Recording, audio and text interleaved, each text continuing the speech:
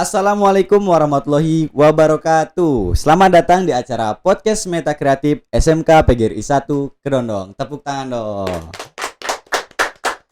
Wah, gimana nih kabarnya para penonton yang ada di rumah? Podcast Meta Kreatif udah lama nih nggak hadir di YouTube Meta Kreatif. Nah, kali ini kita muncul lagi di acara podcast Meta Kreatif dengan tema yang baru. Nah, jadi pada hari ini kita akan mengundang salah satu narasumber dari SMK PGRI 1 Kedondong, yaitu Bapak Kepala Sekolah SMK PGRI 1 Kedondong, yaitu Pak Niza Yuneri, untuk membahas tentang bagaimana implementasi kurikulum merdeka di SMK PGRI 1 Kedondong. Nah, jadi kita langsung ngobrol saja dengan Bapak Niza Yuneri. Tepuk tangan dong. Pak Niza, gimana nih Pak kabarnya Pak? Alhamdulillah, kabar baik. Alhamdulillah. Kegiatan agenda hari ini kira-kira ada apa Pak? Untuk hari ini kita hari pertama untuk pelaksanaan UKK yang insya Allah pelaksanaan UKK di SMK PGRI 1 Kedondong akan kita laksanakan selama 3 hari dari tanggal 1 sampai tanggal 3 besok. Ya. Jadi baik Pak. Di sini di podcast Meta Kreatif ini kita akan membahas nih Pak tentang bagaimana implementasi kurikulum merdeka di SMK PGRI 1 Kedondong. Nah, jadi sebelum itu saya ingin bertanya dulu nih Pak.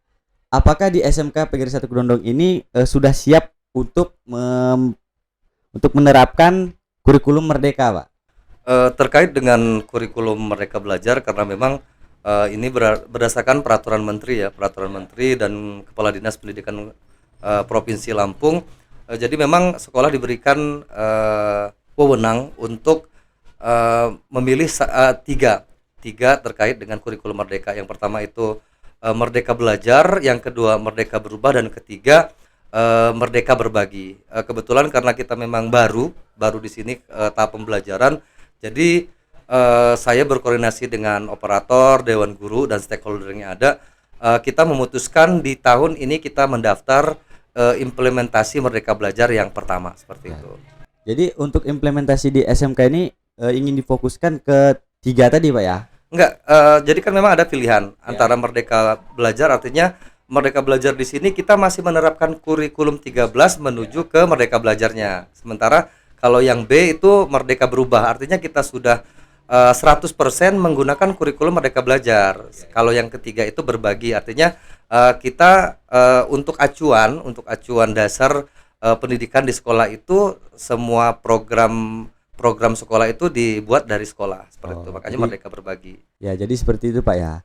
Nah, kira-kira nih Pak, untuk penerapannya sendiri kira-kira akan dilakukan tanggal berapa dan bulan berapa nih Pak untuk target ke depan? Untuk implementasi ini baru tahap pendaftaran ya, karena pendaftaran dimulai dari pertengahan bulan Februari kemarin dan akan ditutup di akhir Maret. Jadi sekarang masih proses pendaftaran, tinggal nanti menunggu pengumuman apakah sekolah kita layak atau tidak untuk menerapkan kurikulum 13 atau memang kurikulum merdeka atau masih menerapkan kurikulum 13. Tapi kemungkinan besar sih terrealisasi ya, karena memang Merdeka Berubah itu kan masih menggunakan kurikulum 13 tapi menuju kurikulum merdekanya seperti itu. Nah, jadi perkiraan mah tahun depan Pak ya. Jadi untuk tahun ajaran baru ini Pak ya. Jadi setelah pengumuman kemungkinan di bulan April pengumuman, jadi itu baru pelaksanaan kurikulum merdeka itu di ajaran baru, karena kalau sekarang sudah semester kedua juga kan seperti itu. Nah Pak, membahas tentang kurikulum merdeka nih Pak. Saya ingin bertanya nih Pak, apa sih Pak bedanya kurikulum merdeka dengan kurikulum 2013 nih Pak?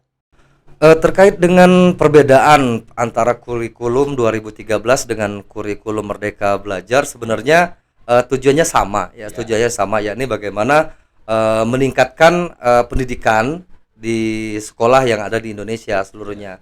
Tapi di kurikulum Merdeka ini lebih menitik beratkan kepada konsep Ki Hajar Dewantara, di mana orientasinya itu adalah siswa diberikan kebebasan untuk mengekspresikan, dan guru di sini hanya sebagai pembimbing ya, jadi tidak mengarahkan tapi membimbing, sifatnya seperti itu agar siswanya mencapai kompetensi dan minat yang sesuai dengan apa yang diinginkan oleh siswa itu sendiri, seperti itu. Oh, jadi kurikulum merdeka ini misalkan ada siswa yang minatnya belajar komputer, dia akan difokuskan ke komputer aja gitu Pak ya. Dan juga misalkan ada yang tari, dia akan dikembangkan lagi bakat itu agar dia bisa menunjukkan yang terbaik ya Pak ya. Iya. Jadi memang di sini kan tidak ada KKM di kurikulum 13 itu tidak ada kriteria kelulusan minimal. Jadi termasuk jam pelajaran pun, jam pelajaran terus perangkat pembelajaran kalau yang untuk kurikulum 13 dia kan per semester ya dan dilaksanakan per minggu. Jadi kalau kurikulum 13 ini jam pelajaran itu dibuatnya per tahun. Jadi kita mencapai belum? Kalau belum mencapai berarti ada tidak ada pengayaan juga kan? Tidak ada pengayaan. Jadi bagaimana guru berkolaborasi dengan siswa untuk mencapai tadi itu bukan kompetensi ya, bukan kompetensi tapi bagaimana proses pembelajarannya dan berdasarkan Pancasila seperti itu. Karena memang kalau di kurikulum 13 itu ada apersepsi ya, apersepsi dan lain sebagainya seperti itu. Nah, ya Pak, menurut Bapak nih Pak, penerapan kurikulum merdeka di sekolah-sekolah ini kalau menurut Bapak sendiri efektif nggak Pak untuk pembelajaran? Kalau ditanyakan efektif atau tidak, sebenarnya ini kebijakan dari pemerintah pusat. Jadi kita juga harus mengikuti seperti itu kan ya. Jadi mau tidak mau kita sebisa mungkin untuk melakukan ini terkait dengan siap atau tidak siap, yaitu memang pembelajaran itu kan proses. Nah, jadi inilah proses antara sekolah dengan siswa bagaimana menerapkan tentang kurikulum ini. Jadi kurikulum merdeka itu tentang apa sih, bakat dan minat siswa itu akan lebih ditajamkan lagi misal Pak ya. Ya oke Pak. Jadi Pak, kira-kira nih Pak, target Bapak ke depan jika SMK PGRI 1 Kedondong sudah menerapkan kurikulum merdeka nih, bagaimana cara menerapkan ke siswanya nih Pak?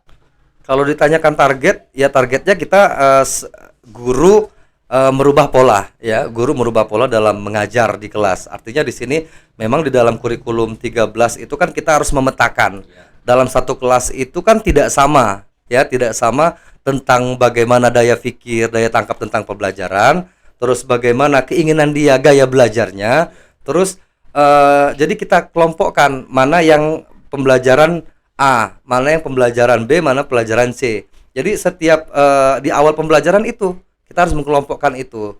Jadi konsepnya tidak sama seperti itu. Jadi tidak guru menjelaskan berceramah di depan kelas itu tidak. Tapi tadi itu kelompok A, kelompok B, kelompok C disesuaikan dengan apa tadi itu yang sesuai dengan keinginan dari siswa-siswa itu sendiri di dalam kelas ini ya. Ya jadi Pak, nah misalkan itu kan dikelompokkan Pak ya. Nah, tapi apakah jurusan itu masih tetap gitu Pak? Untuk kompetensi multimedia tidak lagi multimedia ya, untuk seperti OTKP juga tidak, bukan OTKP, jadi berubah seperti itu. Oh ya, kira saya itu kan tetap multimedia, tapi ada misalkan kurikulum belajar ini ada waktu-waktu tertentu gitu, apa gimana Pak? Iya, kalau terkait dengan waktu karena memang di sini kan kurikulum 13 itu kan per mingguan yang tadi Bapak sampaikan. Jadi kalau di kurikulum 13 ini tidak terbatas ya, tidak terbatas oleh ruang dan waktu, dan pembelajaran pun nggak melulu harus di kelas. Jadi bisa di luar kelas, bisa di lingkungan sekolah seperti itu. Yang intinya adalah tetap dalam kontrol dan pengawasan dewan guru seperti itu. Jadi tadi itu kita melihat anak-anak senang bermain seperti itu kan, bermain misalkan hari ini nggak belajar di dalam kelas, di lapangan seperti itu. Dan di lapangan pun ada kelompok yang misalkan kalau olahraga ada yang suka basket misalkan, ada yang suka voli, ada yang bola kaki, ada yang bulu tangkis. Nah di situ kan guru juga harus menyediakan wadahnya, dan selain menyediakan wadah dia mengontrol. Jadi nggak melulu ditinggalkan siswa itu seperti itu. Jadi bukan seolah-olah hanya bermain-main saja Pak ya, akan lebih ditingkatkan lagi gitu. Seperti SMK PGRI 1 Kedondong ini kan banyak siswa yang minat futsal itu, jadi akan lebih dilatih lagi untuk menjadi seorang pefutsal handal Pak ya.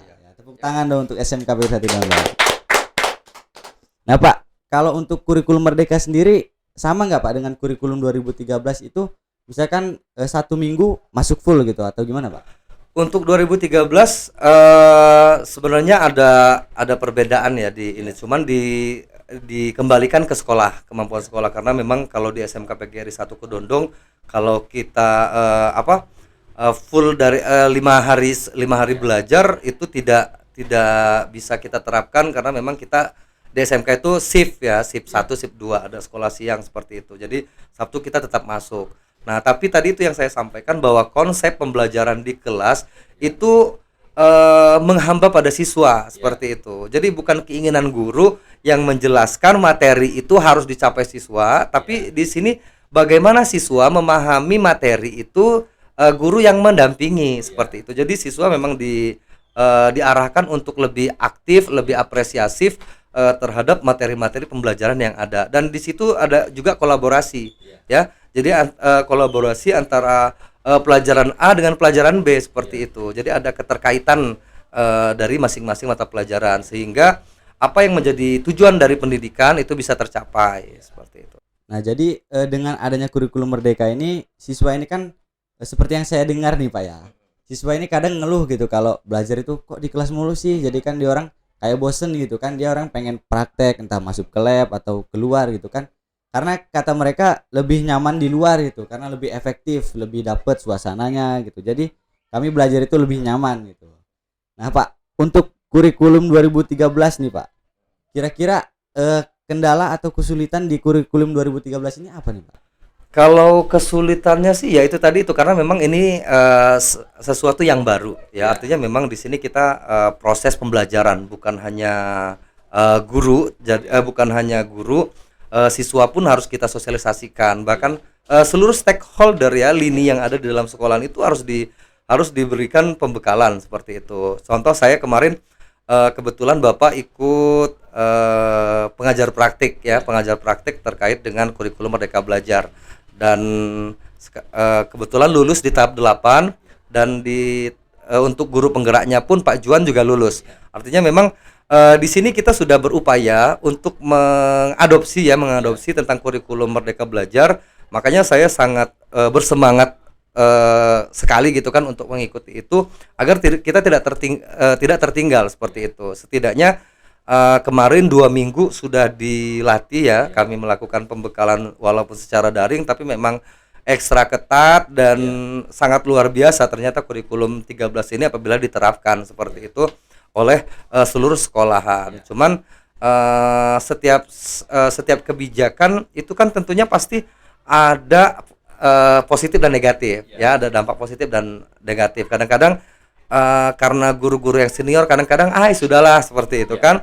Nah, tugas kita sekarang ini adalah bagaimana mengemas semuanya agar semua tertarik dan paham gitu kan tentang tujuan dari kurikulum Merdeka Belajar itu sendiri. Nah Pak, untuk harapan Bapak sendiri nih Pak, untuk SMK PGRI 1 Kedondong jika sudah menerapkan kurikulum merdeka ini gimana Pak? Harapan saya sih karena kita memang pendaftaran implementasinya di poin A ya, poin A yakni Merdeka Belajar. Jadi harapan saya setelah kita menerapkan kurikulum Merdeka Belajar poin A, di tahun berikutnya kita bisa naik kelas seperti itu kan, naik tingkatan di Merdeka berubah ya, Merdeka berubah seperti itu. Jadi di Kedondong ini apakah di Pesawaran ini apakah baru SMK PGRI 1 Kedondong yang akan menerapkan atau sudah ada sekolah lain Pak? Di sebelumnya di pertama di munculnya kurikulum Merdeka Belajar itu ada sekolah yang sudah di Kabupaten Pesawaran itu hanya SMK Negeri 1 Gedong Tataan yang sudah menerapkan kurikulum Merdeka Belajar, dan itu juga belum diterapkan secara keseluruhan dari 3 tingkatan itu. Jadi hanya di kelas 10. Nah, untuk setahun ini sudah ada yang kelas 11 kan. Jadi baru kelas 10 dan kelas 11. Kelas 12-nya masih tetap kurikulum 13. Sementara kalau di kita sendiri berarti itu nanti di adik kalian. Yang kelas 10 di ajaran baru 2023 2024. Ya. Nah, jadi ini untuk adik-adik yang ingin daftar di SMK PGRI 1 Kedondong, buruan daftar karena SMK PGRI 1 Kedondong tahun ajaran baru nanti akan menerapkan kurikulum merdeka. Nah, jadi kalian ini perdana gitu merasakan kurikulum merdeka, Pak ya. Iya. Ya makanya minta doanya juga, mudah-mudahan apa yang menjadi keinginan kita, karena SMK PGRI 1 Kedondong itu kan terus berbenah. Ya, terus berbenah bagaimana kami memberikan pelayanan yang baik seperti itu, dan lebih banyak praktik dan alat-alat sedikit-sedikit sudah mulai kita penuhi juga, karena memang kompetensi yang harus dimiliki oleh siswa itu sebagai modal mereka, baik itu ke perguruan tinggi maupun ke dunia pekerjaan seperti itu, lapangan pekerjaan. Nah, jadi itulah tadi penjelasan kurikulum merdeka di SMK Pegiri 1 Kedondong jika sudah diterapkan, Pak ya. Nah, jadi mungkin seperti itu saja pembahasan kita tentang kurikulum merdeka bersama Pak Niza Yuneri. Terima kasih Bapak untuk waktunya, sudah merepotkan datang ke podcast ini, Pak ya. Perasaannya diundang ke podcast ini gimana nih, Pak? Pastinya senang ya, karena memang ini yang ditunggu-tunggu seperti itu kan. Yang tamunya kan bukan hanya keluarga dari SMK, tapi kita mendatangkan keluarga-keluarga yang atau relasi-relasi yang ada di seputar Kecamatan Kedondong, Wakilau maupun W5 seperti itu. Dan kemungkinan besar ya dari luar juga seperti itu yang bisa kita hadirkan di sini. Bagaimana kita menggali dan meminta motivasi ya, motivasi baik itu dari alumni juga seperti itu. Nah, demikian podcast kita pada hari ini tentang kurikulum merdeka bersama dengan Bapak Niza Yuneri. Nah, semoga SMK Pegiri 1 Kedondong semakin jaya, Pak ya. Nah, Pak, gimana nih, Pak? Apakah ada kata-kata motivasi untuk pemirsa di rumah nih, Pak?